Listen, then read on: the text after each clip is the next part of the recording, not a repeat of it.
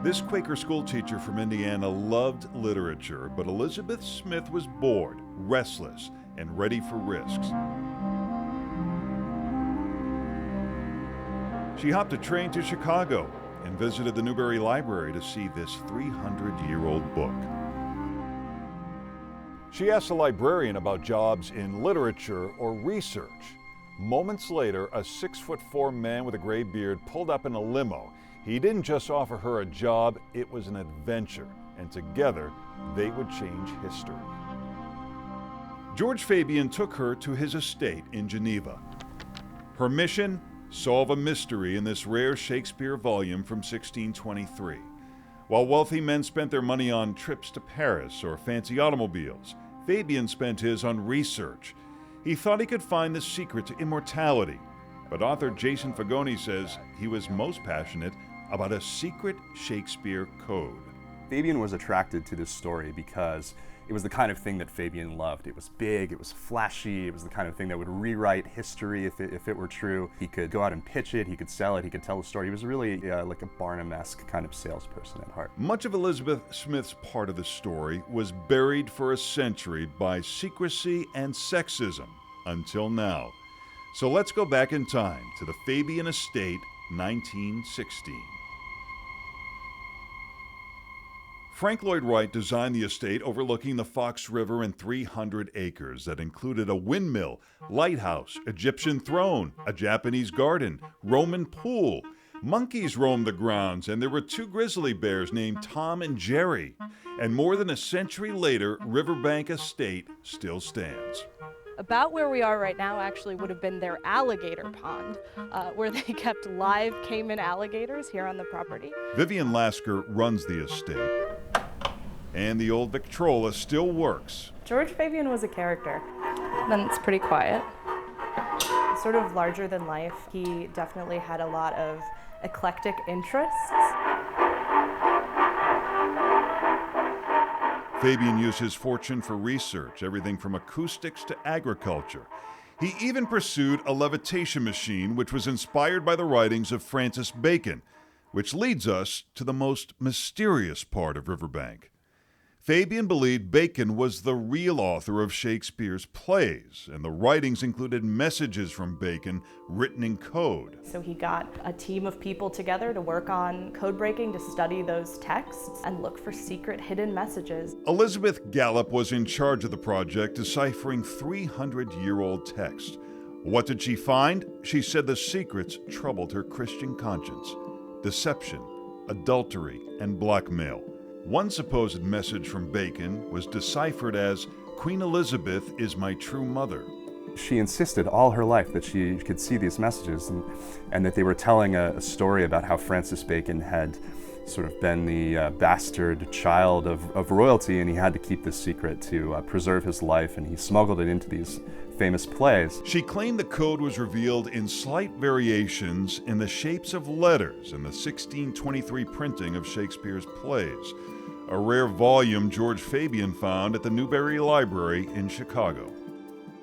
Mrs. Gallup taught Elizabeth Smith what she had managed to decipher from Shakespeare. While she worked on breaking the code, the Quaker poet from Indiana fell in love with a Jewish scientist from Pittsburgh who was also working at the estate.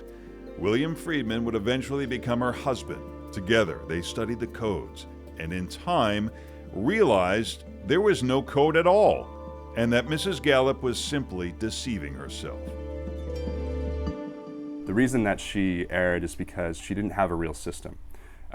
And a system for discovering secret messages that really are there is exactly what Elizabeth Friedman and William Friedman developed at Riverbank in their early 20s, after being exposed to this kind of wild goose chase that Fabian and Gallup had led them into. Elizabeth and William thought about leaving Riverbank, but then another adventure. America was at war, and And strangely enough, the government had no code breakers. All that there was, really, was this group of kind of crazy Shakespeare investigators out at Riverbank outside of Chicago, working under the largesse of this Gilded Age insane person, George Fabian. And so, out of desperation, the US Army went to George Fabian and said, can we borrow your Shakespeare experts and have them break codes for us for military use? And George Fabian said yes. And as crazy as that sounds, that's really how the National Security Agency was born. Riverbank Labs, Geneva, Illinois, became America's headquarters for stealing secrets about German troop movements and the location of enemy ships. During Prohibition, Elizabeth Smith Friedman helped capture Al Capone's deputies who were using codes to transport liquor. In the 1920s, Elizabeth Smith Friedman traveled here to San Francisco to advise customs agents about rum runners. She was able to decipher their secret messages. When Prohibition was repealed, gangs started smuggling drugs here from China. She didn't speak Mandarin, but she was able to crack the Chinese codes. She tackled what were essentially global crime networks, global crime syndicates. Some of these rum networks had fleets of ships that were larger than the navies of countries. Let me assert my firm belief that the only thing we have to fear is fear itself. Elizabeth attended President Roosevelt's speech.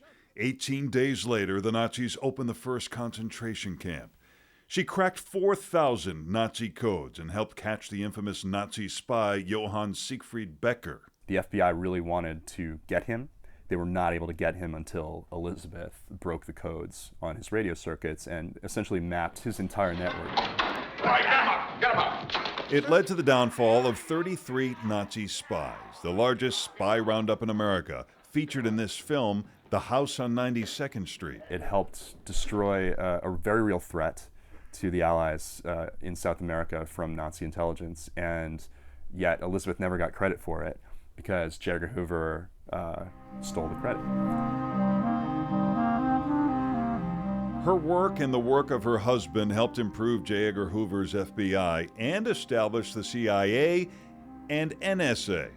Despite stealing secrets to protect America, she was largely overshadowed by her husband. He considered her every bit his equal, in fact, his superior. He thought that she was a better codebreaker than him. And there were also men around her who were malevolent, who stole credit from her, men like J. Edgar Hoover, who did it because they knew that they could get away with it. During the McCarthy era, the NSA sent agents to the Friedmans' home. And they took a lot of these files away from their personal library. And if you know the Friedmans, you know that libraries for them are sacred spaces. They are sacrosanct. And to William especially, this was a kind of an unforgivable violation. As revenge, the Friedmans gave their remaining documents not to the Library of Congress, but to a private foundation in Virginia, which helped make Jason Fagoni's book possible, The Woman Who Smashed Codes. For her, it was fun. All her life, she got a kick, a thrill out of seeing a hidden message appear where no message had existed before. She loved that moment at the end of her pencil when she could see the message for the first time appear out of the fog. For her, it was one of the greatest things in the world. It all started at Riverbank Labs at the Fabian Estate in Geneva, Illinois. This photo shows the entire code-breaking team there, and in this photo is a secret message. Can you see it? The way they're standing is actually a code. The secret message, a favorite phrase of Francis Bacon: knowledge is power.